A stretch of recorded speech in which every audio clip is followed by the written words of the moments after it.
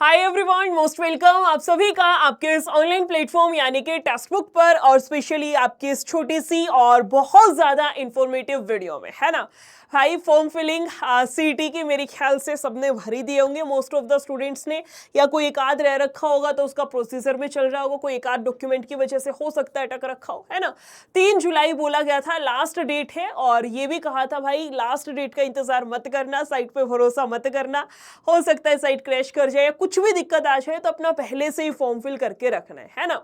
और अभी मैं डाटा देख भी रही थी, लगभग 7.5 लाख स्टूडेंट्स जो हैं वो कर भी चुके हैं अभी तक अपना सबमिट।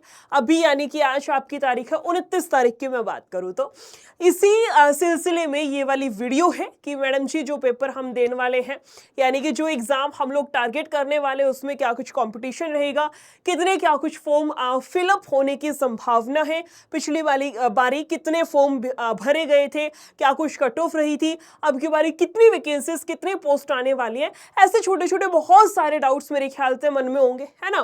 तो इस वाली वीडियो में उन्हीं सब डाउट्स पे बात करते हैं कि कैसे क्या कुछ रहने वाला है।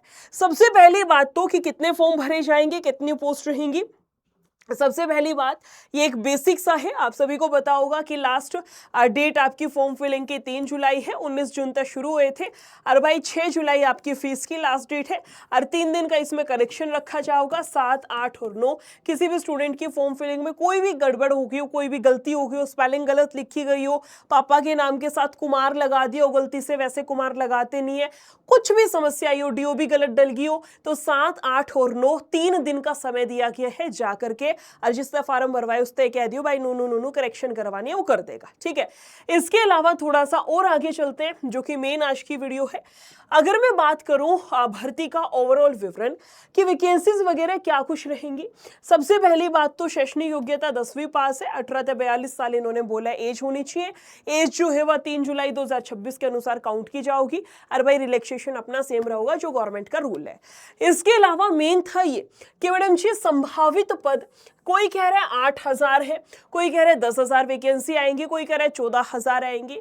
मेरे अनुसार जो लग रहा है भाई 10 से 11,000 के लगभग आपकी वैकेंसीज रहने वाली है। 14,000 थोड़ा सा मुझे मुश्किल लग रहा है, पिछली बारी भी 13,000 समथिंग ही थी, है ना। तो अब की बारी मुझे लग रहा है कम ही आएंगे, इतनी ज्यादा तो नहीं रखेंगे कि 14,000 वैकेंसी से। कोई 8,000 भी कह रहा है, 8,000 बहुत कम लग रहा है मेरे अनुसार। देखो आपकी या फिर जितनी आपकी देखा जा रहा है डाटा और सारी चीजें, लगभग आपकी 10,000 वैकेंसीज रहने वाली है, ठीक है। जिसमें आपका चपड़ासी, चौकीदार, हेल्पर, माली, स्वीपर, कुछ वैकेंसीज हैं जिनके लिए कि आपका एग्जाम नहीं बोला गया था ना, कि इसमें योग्यता में भी केवल आपको हिंदी पढ़नी और लिखनी आनी चाहिए, बाकियों के लिए 10वीं पास है, वो ठीक है। ये सैलरी एग्जाम आपका जो है ऑफलाइन होगा और एमआर शीट पे बेरा होगा। इसके अलावा थोड़ा आगे चलते हैं। अगर मैं बात करूं पिछली बारी की, जब 2023 में पेपर हुआ था भाई, 2 दिन 21 और 22 अक्टूबर, एक दिन में 2 शिफ्ट थी, यानी टोटल 4 शिफ्ट में आपका पेपर कंडक्ट करवाया गया था सीईटी ग्रुप डी की, अगर मैं बात करूं तो, ठीक है। जिसमें आपके टोटल वैकेंसी 13,536 थी। टोटल जो फॉर्म भरे गए थे वो 13,75,151 भरे गए थे।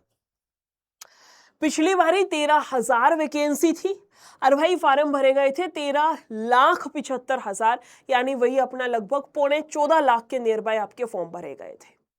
थोड़ी सी मैं ये बात मान सकती हूं कि भाई देखो फॉर्म फिलिंग ज्यादा हुई थी पता है, लेकिन हाँ 5,20,000 के लगभग बच्चे ऐसे भी थे जो कि एग्जाम में पहुंचे ही नहीं थे।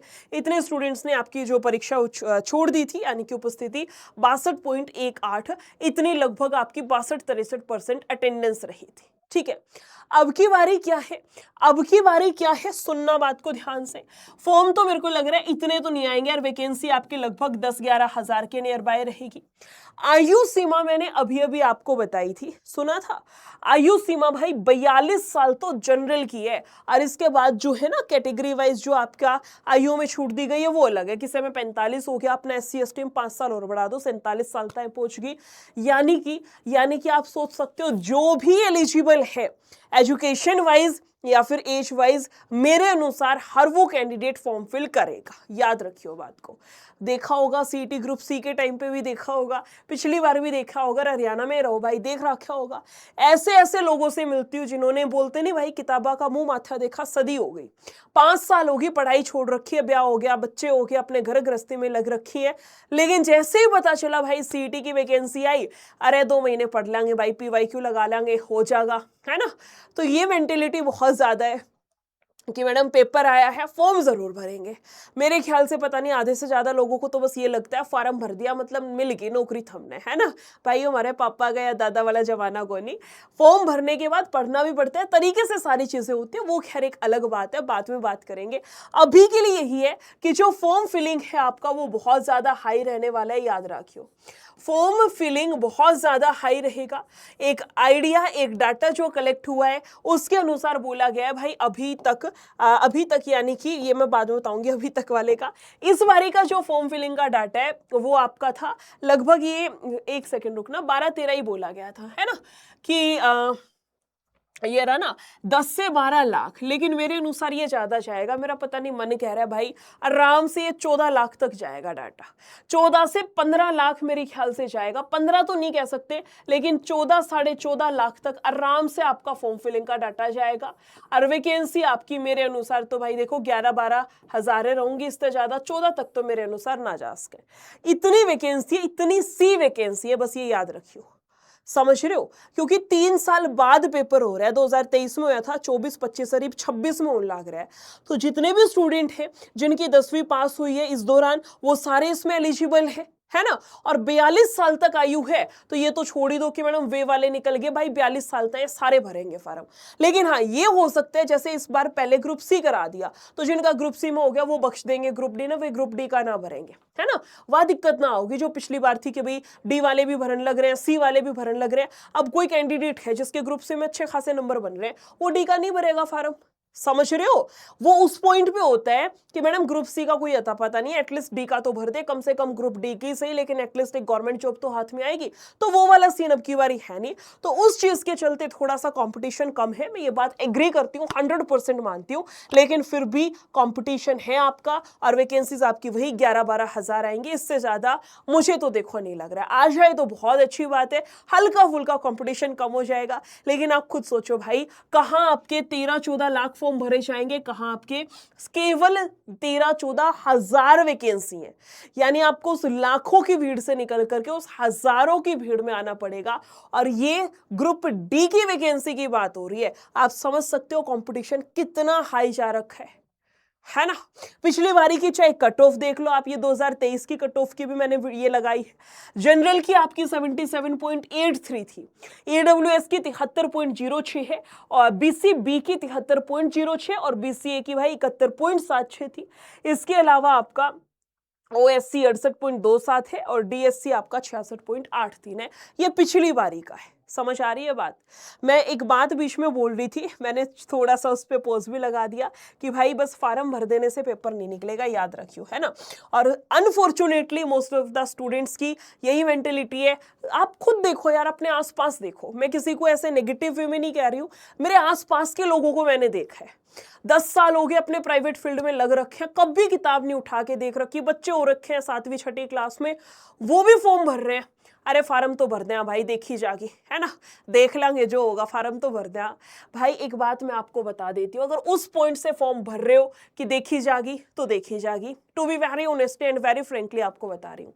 और अगर सच में इस माइंड सेट के साथ फॉर्म भर रहे हो कि मुझे ये पंचवर्षीय योजना नहीं बनानी अपने सिलेक्शन की, बस फार्म भरो, सिलेक्शन लो, मुझे वैसे वाले एग्जाम्पल में काउंट होना है ना, कि भाई फलाना का छोरा 10वीं करते ही लाग गया, 2 साल के भीतर लाग गया, 1 साल के भीतर लाग गया, सुनी होगी कदे किसी की आसपास में, गांव में किसी की, वही चीज है। अगर उस वाले कैटेगरी में काउंट होना है कि हाँ तरीके से पढ़ना है, चाहे मैं 2 साल पढ़ लूं लेकिन मन लगा के पढ़ लूं, वो 5-10 साल तक मुझे योजना नहीं चलानी है ना, तरीके से सारी चीजें करनी है भाई। सबसे पहले अपना सिलेबस कवर करो, बहुत अच्छा टाइम है, अभी एग्जाम डेट नहीं आई है, सिलेबस अपना उड़ा दो, सारी थ्योरी प्लस MCQ लगाना शुरू कर दो, थ्योरी पढ़ो, फिर उस थ्योरी में जो इंपॉर्टेंट क्वेश्चंस बनते हैं ना वो एमसीक्यू आपको करने हैं, ताकि समझ आए इस थ्योरी में से याद के रखना है हमने। सारी थ्योरी नहीं, थ्योरी पढ़ ली कि भाई ठीक है, फॉर एग्जांपल अपन ने पढ़ ली अकबर के बारे में, अकबर की आराम कहानी थी, ये मेन जो उसकी 10-12 बात थी वे याद रखनी है ना, उसके लिए एमसीक्यू करना है। इसके अलावा जैसे ही आपको लगे कि मेरा सिलेबस थोड़ा सा होना शुरू हो गया, मुझे थोड़ा सा कॉन्फिडेंस आना शुरू हो गया है, अपना सेक्शनल मॉक टेस्ट लगाना शुरू करो। सेक्शनल मॉक टेस्ट होता है सब्जेक्ट वाइज जब आप मॉक लगाते हो या चैप्टर वाइज जब आप मॉक लगाते हो। इसके साथ साथ जो भी किताब आप फॉलो कर रहे हो उससे पीवाईक्यू जरूर लगाने हैं। ग्रुप डी के पीवाईक्यू हो जाओ, उसके बाद सी के उठा लो, उसके बाद 2018 में जो पुलिस का हुआ था वे पेपर उठा लो, यानी कि पीवाईक्यू साथ के साथ लेके चलने। इसके अलावा फुल मॉक टेस्ट आपको लगाने, फुल मॉक आपको लगाने। फुल मॉक के अलावा प्रैक्टिस क्वेश्चन सबसे ज्यादा करने भाई, प्रैक्टिस क्वेश्चन करने हैं, प्रैक्टिस क्वेश्चन। इसके बाद अपना फुल मॉक टेस्ट लगाना है। और जब यूं हो जाए भाई फुल मॉक टेस्ट जब यूं हो जाए ना कि हाँ बढ़िया तरीके से मैं रेडी हो चुकी हूँ या हो चुका हूँ, उसके बाद जो नोट्स बनाओगे उसका अपना साथ के साथ रिविजन करते हुए, कहने का मतलब है पूरी एक स्ट्रेटेजी, एक प्लानिंग, एक रणनीति। युद्ध भी लड़े जाया करते ना अपने जमाने में, मैं हरियाणा की बात कर लो भाई, खानवा का युद्ध ले लो, युद्ध भी लड़े जाया करते, प्रॉपर रणनीति चाला करती, सारी चीज होया करती, सबका रोल डिसाइडेड था, किसने क्या करना है, कब क्या करना है, किस दिन तक अपा कितनी दूरी तय कर लांगे, कब पहुंच जावांगे, कौन से घोड़े लेकर चलने, एवरीथिंग इज डिसाइडेड, है ना। ये आपका सिलेक्शन है, आपकी जिंदगी बदलने वाली है, याद रखियो एक सिलेक्शन से।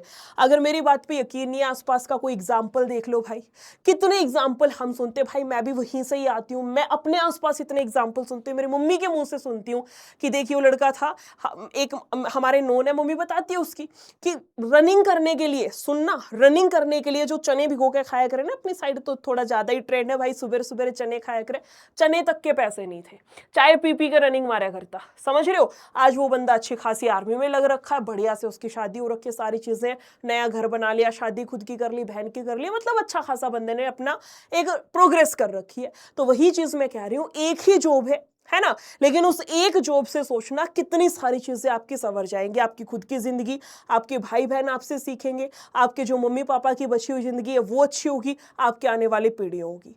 याद रखना चीज को, जब एक मैंने ना वर्ड बोला स्ट्रेटेजी, सिलेक्शन के लिए सबसे ज्यादा इंपॉर्टेंट है स्ट्रेटेजी, स्ट्रेटेजी सिलेक्शन के लिए सबसे ज्यादा इंपॉर्टेंट है भाई। ये नया बस पेपर तो 2 दिन पहले 28 किताब लगा लिए, पीवाईक्यू हो गया सिलेक्शन, इतने तुम वो नहीं हो, और अगर हो तो भाई कंपटीशन भी कम नहीं है, याद रखियो कंपटीशन भी दिख रहा है कितना ज्यादा है। अगर सच में चाह रहे हो सारी चीजें तरीके से हो, सिस्टमेटिकली तरीके से हो, ये केसरी बैच है, यूट्यूब पे भी मैं पढ़ाऊंगी, मना नहीं कर रही हूं, लेकिन यूट्यूब पे मिक्स क्वेश्चंस चलेंगे, पहले बता रही हूं। अगर स्ट्रेटेजी के साथ, प्लानिंग के साथ, तरीके से सारी चीजें पढ़नी है, ये केसरी बैच है भाई, 29 तारीख तक बैच शुरू हुआ है, इसमें एनरोल कर लियो, सारी चीजें इस बैच में, लाइव और रिकॉर्डेड क्लास भी होंगी, लाइव नहीं देख पाए तो बाद में रिकॉर्डेड देख लियो, मॉक टेस्ट भी इसमें ही दिए जाओगे, सेशनल मॉक भी रहेगा और फुल मॉक टेस्ट भी रहेगा, प्रैक्टिस क्वेश्चन भी रहेंगे और चैप्टर वाइज नोट्स भी रहेंगे। कहने का मतलब है पीवाईक्यू भी रहेंगे, इसमें लिख लियो भाई। कहने का मतलब है कि जो भी एज अ स्टूडेंट आपको स्टडी मटेरियल चाहिए, सारा सब कुछ इसके अंदर दे रखा है। कब से बैच शुरू हुआ है? 29 तारीख से, 29 जून से बैच शुरू हुआ है। 529 रुपया इसकी फीस है। कूपन कोड यूज करने के बाद, मेरा नाम निशा है, NISHA, निशा 22, निशा के बाद 22 लगा दियो तो ये आपका कूपन कोड बन गया। जैसे कूपन कोड निशा 22 लगाओगे, बैच का प्राइस 529 में हो जाएगा। एक बारी बता दूं, यूट्यूब पे कित क्लास है, सारी चीज इसी चैनल पे आना, इसी चैनल पे आप यहाँ ऊपर देखो, ये चैनल है आपका टेक्स्ट बुक वाला, ये प्लेलिस्ट के सेक्शन में आइयो। और भाई मेरी एक प्लेलिस्ट आपने दिख रही होगी, ये वाली प्लेलिस्ट है हरियाणा सीटी की जितनी भी अभी तक यूट्यूब की क्लासेस मैंने ले रखी हैं, सारी क्लासेस इस वाली प्लेलिस्ट में डाल दी गई है, जाकर के देख लियो। इसके अलावा भाई हरियाणा, आप इसी वीडियो में, अभी जो वीडियो है इसी में नीचे यहाँ MORE मोर पे क्लिक करियो, थोड़ा सा नीचे स्क्रॉल करियो, हरियाणा सीटी group D Kesari live batch दिख रहा है, यो रहा हरियाणा सीटी केसरी लाइव बैच, इसके लिंक पे क्लिक करियो। क्लिक करने के बाद इस तरीके से आपके सामने आएगा, खुल जाने दो इसको, है ना। इसमें जाना है आपने व्यू ऑल प्लान पे, ये दिखाओगा 599, अप्लाई कूपन पे चाहिए और कूपन कोड डाल दो इसमें, अप्लाई कूपन पे जाना है और भाई कूपन कोड जो अभी बताया था ना NISHA, उसके बाद 22 निशा 22 डाल दियो। NISHA 22 निशा 22 डाल के इसने अप्लाई कर दियो, ये 529 में हो जाएगा। उसके बाद इस ग्रीन वाले पे क्लिक करके अपना आगे का प्रोसीड कर लियो। मंडे से सोमवार से आपकी 29 तारीख से नई क्लास शुरू हुई है, ठीक है। बाकी यूट्यूब पे रोजाना दिन में 1 बजे लाइव पढ़ाती हूँ, ये सारी क्लासेस है, जाके देख लियो। जिसकी जो से भी क्लास छूट गई हो, रह गई हो, या कोई न्यू स्टूडेंट हो तो भाई जाके जरूर देखियो, ठीक है। वीडियो अच्छी लगी हो शेयर जरूर करनी है। बाकी मिलते हैं जिस दिन फॉर्म फिलिंग खत्म होगी उस दिन कि टोटल कितने फॉर्म भरे गए हैं। आज मैंने देखा था अभी तक तो 7.5 लाख हुए, बाकी देखते हैं। फाइनल रजिस्ट्रेशन 6 लाख समथिंग है, 595 समथिंग था, और 7.5 अभी तक हुए हैं, ठीक है। टोटल फॉर्म फिलिंग के बाद फिर से देख लेंगे एक बारी। तब तक के लिए वीडियो अच्छी लगी हो शेयर जरूर करिएगा। Thank you so much, take care, bye bye.